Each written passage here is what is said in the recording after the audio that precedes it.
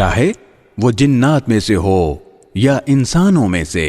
قرآن کریم نے سورہ انعام میں بتایا ہے کہ شیطان جنات میں سے بھی ہوتے ہیں اور انسانوں میں سے بھی۔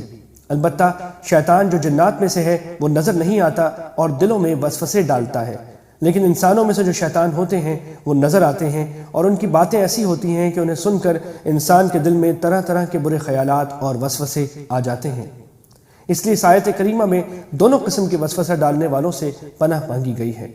ان آیتوں میں اگرچہ شیطان کے وسوسہ ڈالنے کی طاقت کا ذکر فرمایا گیا ہے، لیکن اللہ تعالیٰ کی پناہ مانگنے کی تلقین کر کے یہ بھی واضح فرما دیا گیا ہے کہ اللہ تعالیٰ کی پناہ مانگنے اور اس کا ذکر کرنے سے وہ پیچھے ہٹ جاتا ہے۔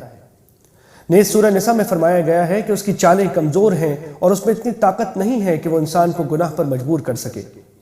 سورہ ابراہیم میں خود اس کا یہ اعتراف اللہ تعالیٰ نے نقل فرمایا ہے کہ مجھے انسانوں پر کوئی اقتدار حاصل نہیں ہے۔ یہ تو انسان کی ایک آزمائش ہے کہ وہ انسان کو بہکانے کی کوشش کرتا ہے، لیکن جو بندہ اس کے بہکائے میں آنے سے انکار کر کے اللہ تعالیٰ کی پناہ مانگ لے تو شیطان اس کا کچھ بھی نہیں بگاڑ سکتا۔ قرآن کریم کا آغاز سورہ فاتحہ سے ہوا تھا، جس میں اللہ تعالیٰ کی حمد و ثنا کے بعد اللہ تعالیٰ ہی سے سیدھے راستے کی ہدایت کی دعا کی گئی ہے، اور اختتام سورہ ناس پر ہوا ہے جس میں شیطان کے شر سے پناہ مانگی گئی ہے، کیونکہ سیدھے راستے پر چلنے میں اس کے شر سے جو رکاوٹ پیدا ہو سکتی تھی اسے دور کرنے کا طریقہ بتایا گیا ہے۔